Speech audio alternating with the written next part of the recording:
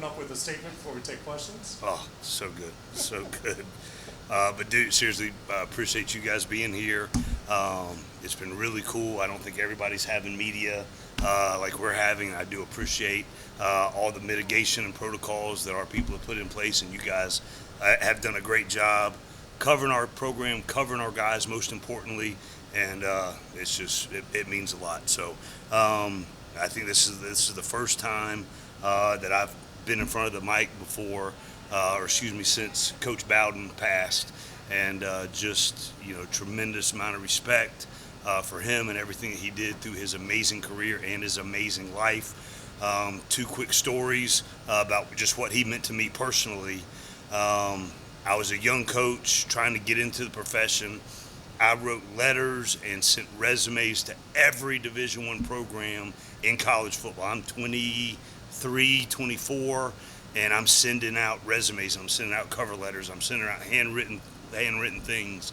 And he was one of the two men who actually responded to me. This is the day and age before email and before, all the cell phones and all those things.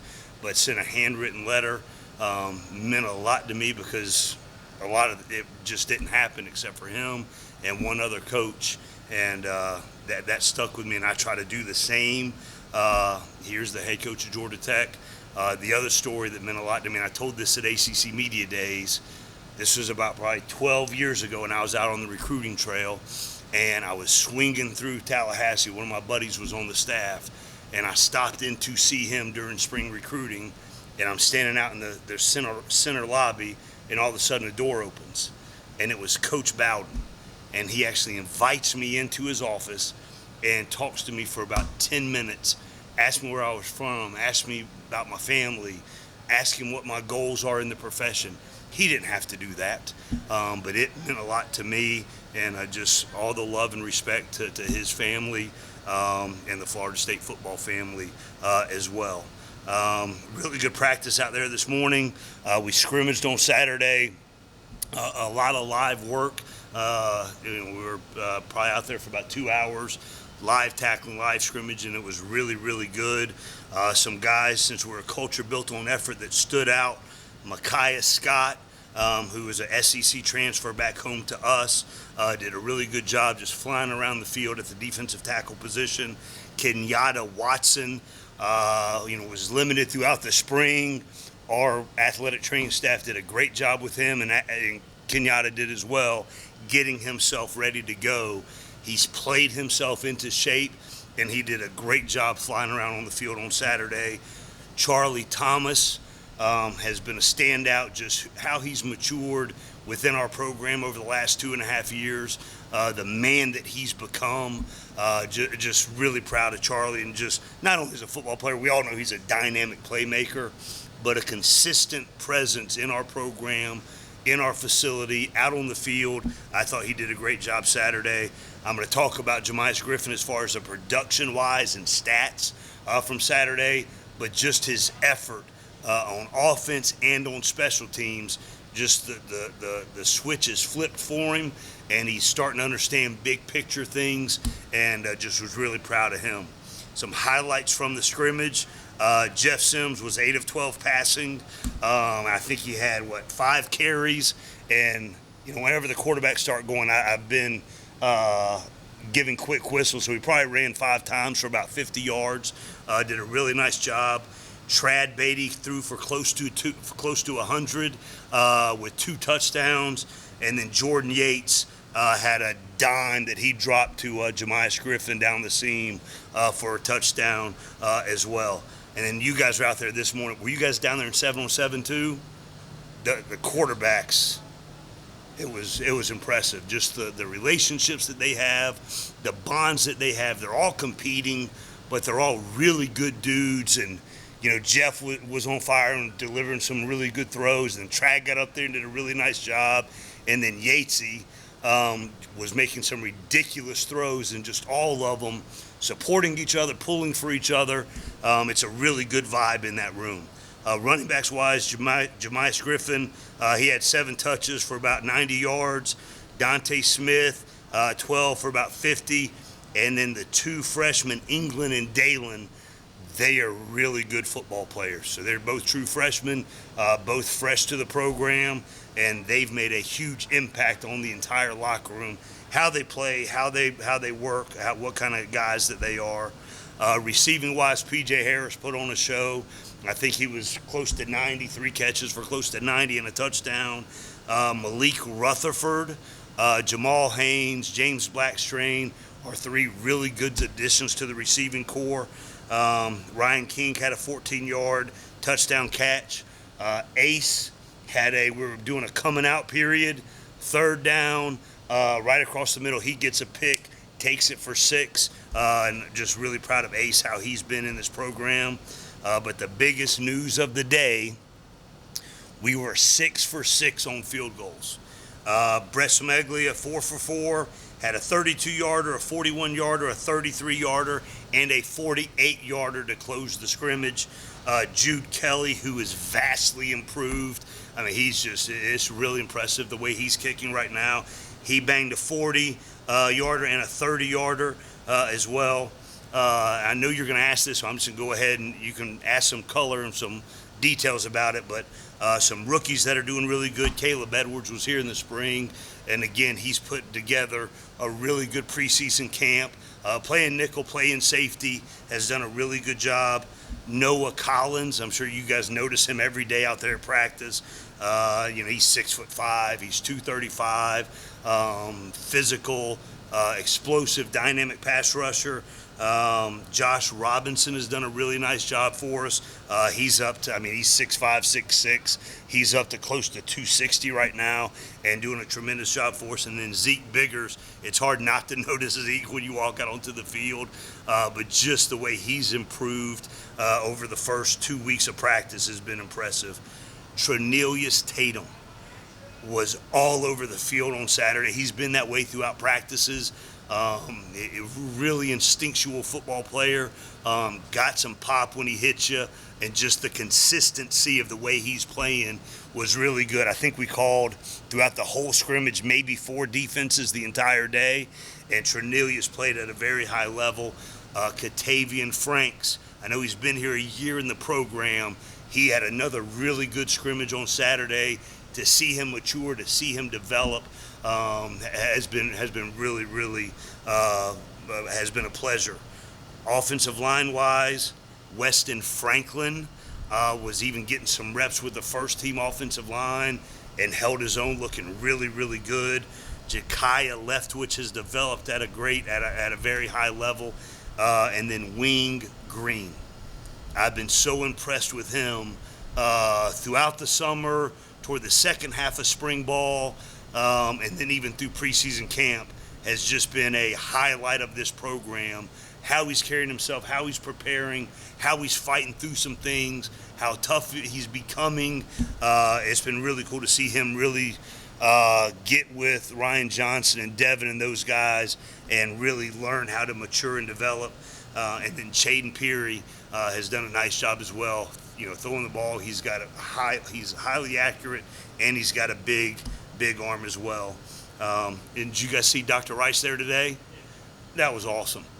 This is the first time he's come out there and stayed and watched practice. I introduced him to all the guys afterwards, and they went up and introduced themselves and paid respect and honor to him, and just what he means to this entire Georgia Tech football program, this entire Georgia Tech athletic department, probably even the athletic departments across college sports, what he means, and what he means to me personally as well. He did some things for me that he probably doesn't even remember when I was just a young coach, transitioning from graduate assistant to full-time coach to then out of work and ended up at Western Carolina. That transition, he helped me just with advice, some care, some good things, and I'll never forget all that he means to me. And then last but not least, just wanted to talk about our sports psychologists that have been around throughout preseason camp and even the summer. Dr. Caleb Balcom and Renee Lopez, they've just been a tremendous value to our program, a resource for our guys as needed, and it's just really, in this time, having the foresight from our athletic department to put them in place to be around our guys, to be around our program, just really appreciate all that they do for our guys. So with that, Kelly. So I'm just curious how your feelings on the way they've changed the camp situation with having more acclimation days, Yeah. days of pads, and also you've had the freezer truck for Yeah. lockers. We're still trying to figure out what the nickname is, Kelly. There's some guys have a certain nickname that I'm not going to say publicly, but it's been the health and safety of our guys. You guys know this is number one to us, but I think we were already ahead of the curve from a health and safety standpoint. The things that we've put in, the catapult units. I mean, we've tiered, and this is us doing it with research and data and science and talking. What are the best practices to get guys ready to play at a high level once the season comes? Ryan Horton, our director of applied science, we go, like I'm sitting on the radio today, hey Ryan, what's our number? What are we projecting? What's our number? And I actually took 6 plays out of the end of practice to make sure we stayed under the number that we needed to hit. I believe our guys trust us, that we're always going to err on the side of caution when it comes to their health and safety, and to make sure they're fresh so they can play at a high level. So I think we're ahead of the curve on that, but I appreciate all the efforts to keep all the student athletes across college athletics healthy and safe. Right. You mentioned it at the beginning of the preseason that it was time to start winning. Yep. And of course, you talked about the new faces, the transfers, Yep. freshmen. Yep. Do you think those guys are going to play a key role in taking that next step? Absolutely, they've been tremendous additions. Patrick Suttis, Thomas Greery, Karina Hargraves, Aaron Joe, our assistant coaches, did a great job knowing exactly what our culture is, what our program's all about. Obviously, we look for size, speed, athletic ability, playmaking ability. All those things are at the forefront, but do they fit into this culture? Will they elevate this program? And I think Patrick's right there. I think we're batting 100% with them. They've been absolutely amazing, just aligning perfectly with the culture, and then actually elevating it in some cases by telling stories about how good, what we do, and it's the right process and the right things. It's been powerful. We've had some times throughout preseason camp that some guys have shared from experiences at being at other places, and how it's so good to be in a program and in a locker room and around a bunch of guys that want to be great, that want to take the next step in the development of the program, but are still good dudes and want what's best for everybody. It's a positive environment. So that's been really good. Okay. I'd like to ask you about a couple of competitions. Yep. Track and Yep. Yeah, but I mean, it's every day. We got one scrimmage in. We'll have another scrimmage on Saturday. And I think the second scrimmage last year was kind of where Geoff cemented his role to be the starting quarterback. We don't really worry about starters around here. We're trying to get as many guys above the line as possible. And I think we've got a bunch of positions that keep elevating and keep getting more guys that are up there that can play at a really, really high level without having a drop-off. Like, let's just take the nickel position for example. We've got Trey Swillen, we've got Wesley Walker, we've got Caleb Edwards that are out there, and I think Wes and Trey are as good as anybody at that position in college football. And then Wes slides back and gets some safety reps. Trey slides over and gets some corner reps, and it just helps the whole program to be able to have that position flexibility throughout. Same thing with receiver. We're trying to get 6 to 9 receivers that we can just roll in and not have a drop off, and we're trying to do that at every position in the program. So, and then the one thing I forgot to mention too, Leo Blackburn. I think it's gotten out that he had a season-ending injury, and just the way he's handled it, the way our guys have kept him positive, and just knowing that the mindset is he's going to come back stronger than ever, and to see the guys rally around him has been really positive too from a cultural element. Yes, Kelly. Just curious about a couple of guys with your stats, Gray and Bruce. Sure. Going to be back with Yeah. superstars? So yeah, that's what we're anticipating. So I think Monday classes start, so they'll be back. Gray's been here, and we're hoping to get him sometime. I don't want to put a date on it, but he's progressing really well. Our athletic training staff is amazing, and he works really, really hard to get himself back in a good spot. Rob, going back to the place kickers, it seems like you have confidence in both guys. Yep. Are there going to be situations maybe where you might lose one guy because of the strength of his leg, another guy because of accuracy or maybe extra points? Yeah, we'll get into all that. We're still 3 weeks away from the tip, so we'll keep working through in the kickoff competition. That's still ongoing. We had a big session of kickoff and kickoff return today, and then the punting situation. Been really pleased with Austin Kent, and then been really pleased with David Shanahan too. And David can do, I mean, just from being in Europe, in Ireland, and then in Australia, just the multiplicity of things we can do now with protections and schemes and our fakes is pretty cool with him back here. But I think Austin's done a great job punting and in kickoff. Gavin Stewart has been really improved on kickoffs, the hang time and the distance as well. So it's a really good problem to have. So much quality at that position right now. With Geoff, I guess in the offense in general, with the passing game, I know that there's kind of talk about Yep. improving. Yep. And I'm curious, in a week's time, what have you seen as far as development and moving towards the Yeah, absolutely. I just think the consistency, knowing where to go with the football, having confidence to go there.